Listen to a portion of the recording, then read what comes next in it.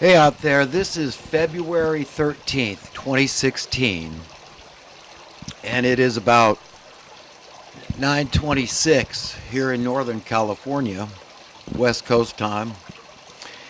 And today I was thinking, it's really nice to be alive. It's a beautiful day here. We got a nice clear blue sky. But recently we've been getting a lot of this high altitude aerosolized spraying, this weather modification going on. And, you know, I got to tell you, it straight up bums me out when I got to look up in the sky. And this, I think, stands for a lot of people. And you don't know if you're ever seeing a natural sky anymore with the clouds. We don't know that the clouds being generated are not artificial clouds. And I find this very disturbing, as I think anybody in their right mind would find disturbing. This idea that there's this group of clandestine people acting surreptitiously with no public input, no accountability for what they're doing, for the health benefits, for the destruction of the climate they might cause. And it's going on right under our noses. And there's not more outrage. I don't understand that for the life of me. But I'm not going to make this whole video about how the chemtrailing program pisses me off, but it really does. And as I believe it should. It's this whole idea of usurping Mother Nature's authority, God's authority, and saying, look, if human interaction with the earth is messing it up, leave it to the Creator, this almighty force, okay, that has put all, these wheels into motion here, that's created the solar system, the galaxy, the universe, that has endless real estate, okay? Believe me, this force knows how to contend with it. And, there's no discussion about the suppressed clean technology out there. Not that I believe what human beings are doing is all that destructive. I mean, we know that gasoline pollutes, coal pollutes, forest fires pollute, which is Mother Nature doing her job. Volcanoes pollute. So sometimes Mother Nature pollutes the earth all by herself, okay? And we have no business intervening and trying to stop a volcano as if we ever possibly could. Or, the forest fires that nature starts, we try to put out. And what I mean is lightning strikes, because this is a very natural process of burning the underbrush so that the older growth is preserved. You've got all these meadows, and it encourages wildlife and all this. So it's a very natural thing that we have a forest fire that burns and cleans up the forest. But anyhow, I don't want to get too hung up here on this ecology thing, but it's a farce. We got to hear from these kind of people that have the carbon footprint of 10,000 men telling us this stuff, when these are the same ones involved in these geoengineering programs. These are the ones that are unaccountable. These are the ones that are hypocrites. These are the ones that are suppressing the clean energy technology. Okay, and humanity is not going to listen to these people. I mean, there's going to be some, because they're special interest groups. They have an interest in gaining a consensus, even if it's a false consensus, because as we know, there's a lot of science that disputes this whole idea that the global climate change is bad. I mean, scientifically speaking, change is the only constant out there. That's it. Is that things will always change, always have been, are today, and always will be changing. But anyhow, I wanted to talk about a bunch of other stuff, more existential, esoteric stuff, whatever you want to call it, philosophy and stuff. But, of course, the elections are on my mind right now, like so many people. And one idea that I had recently was that, people talk about how good it is that we've got the Senate and the Congress, and they act as checks and balances against executive orders. If executive orders get out of line, it's their job to speak up and say no. And, and that's that. It's all legal. That's how our legal system is supposed to work. How our judicial system is supposed to work. And, this is how we keep a president from turning into a dictator and just, arbitrarily, capriciously treading over the rights of the common person. Just the, let's say Americans at large, regular people.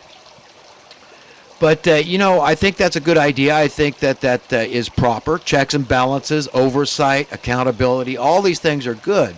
But ultimately, it always must come back to the people.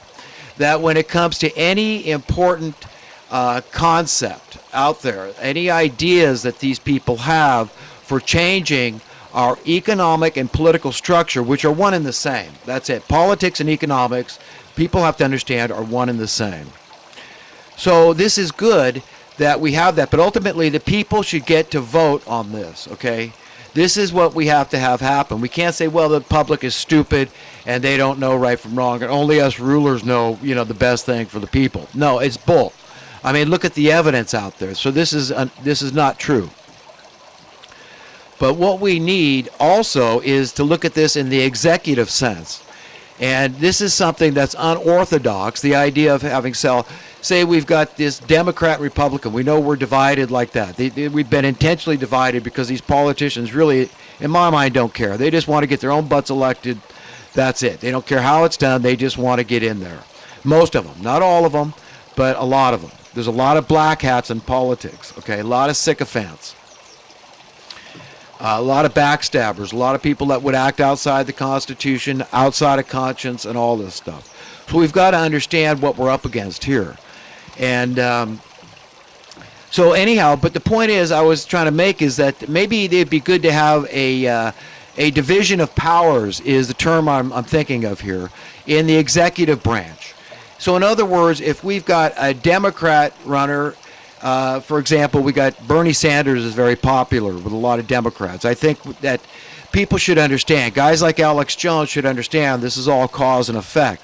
People, perhaps they are misconstruing Bernie as an egalitarian that's not going to take from regular people, the middle class, but as we all know, that socialism typically, this is why so many people hate socialism, is because they think they're going to get the money taken from them, or the middle class, or people that are upper middle class, people that, not the uber wealthy. They're always going to be offshore and exempt. They're going to find tax loopholes and attorneys to find them those loopholes, okay?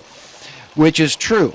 So unless socialism is redefined in the sense that we give tax breaks to everybody making less than, let's throw out a figure, just $1 million a year. Anybody making less than $1 million a year doesn't have to pay any taxes, okay? Then you take it all from the people making the most. Start there. Let's not start with the people making just over $1 million a year. Let's go to the very tip top and let's tax the trillionaire class, okay, which you never hear about because people think that's absurd. Well, there's no trillionaires. We got Warren Buffett worth, 50, 60, 70, 80 billion dollars, and you got your Bill Gates and your Donald Trumps, and these guys in Mexico's got more billionaires than we have. So we only have billionaires as far as I know. But let me ask a question. How much money do you have if you own the exclusive rights to print the currency, okay? There's no dollar amount. You own it all, okay? Because you can, conceivably, print enough money to buy everything you want, okay? It's as simple as that. And people say, well, not everything's for sale. Well, let me tell you. If you offer enough, just about everything is for sale, okay? If you say, look, I know you got this gold and it's worth a couple $1,000, whatever it is, but, I'm going to offer you $20,000 an ounce for your gold, okay? Just fiat currency, printed paper, okay? They're going to sell. And the same goes for everything out there. So don't tell me there's no trillionaires, because there is within the Federal Reserve class, these money printing class, this criminal exclusive privileged class of individuals out there that are running roughshod over humanity. They're running the politicians around like puppets, okay, because they know which side their bread is buttered on, so they're going to do anything these people want. So, when I hear Alex Jones, guys like him, slamming Bernie Sanders and thinking it's the worst thing that, could ever happen to America, let's remember, nothing is happening in a vacuum here, okay? It's all cause and effect, It's all one thing leading to another, and that's it. That's the way it works. Okay, and this is to be expected because people are tired of getting ripped off by what crony capitalism, which sounds way too innocent of a term, okay, to be so pernicious, so bad. Okay, but in fact, that's what it is. But let's understand this, that crony capitalism is just shy of complete fascism. And all fascism, in the sense I'm using it, this is a subjective term because you could say it's not fascist because that refers to Nazi Germany. No. Look, when you've got the merger of the government, who is the government? Another very subjective term. These are very subjective terms. It's just like beauty is in the eye of the beholder.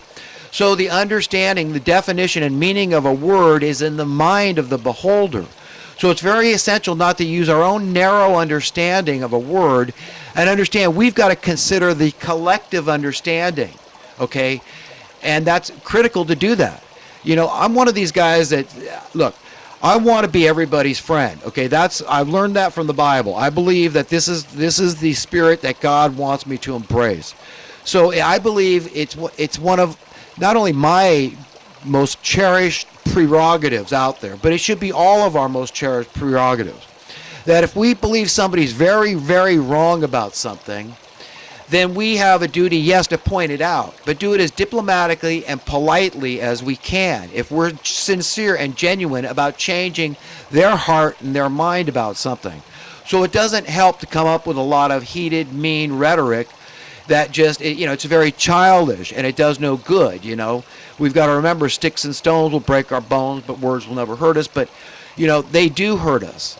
And they're unproductive. That's it. If you want to correct somebody, you've got to do it with the spirit of truth. It doesn't make you religious to be one of these people that's very passionate about the truth. You one of these people that seeks the truth, the whole truth, and nothing but the truth.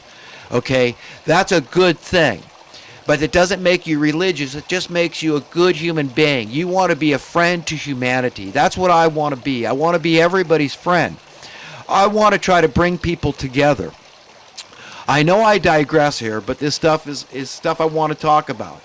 It's very important. But about the executive thing, so let's say, Donald Trump wins the popular vote in America. We should never have any of these electoral colleges, all these special delegations. All this stuff is hanky-panky. As far as I'm concerned, it's all just corruption. It's all criminal. And they should, everything's got to be on the up and up, or we're never going to have decent politicians, upright politicians that serve the interests of we the people. But let's just say that in this upcoming election, Donald Trump wins the popular vote, so he's president. So he's supposed to choose, because it's orthodoxy, to choose a vice president of the same party, right? This is just what's accepted. But I contend that he should choose the winner of the Democratic side, and that this would be very, very good because it would bring the American people together. And I'm not saying that even we should have the best ideas of either man come to fruition and manifest themselves in America in terms of the policies we have to live under. What I'm saying is it should be put before we the people. Ultimately, we the people should decide on all the important issues. Issues like this Trans-Pacific Partnership thing, all these trade agreements that are going on, whether we audit the Federal Reserve or not, whether we abolish the Federal Reserve or not. Okay? Because we don't need any of these people, okay?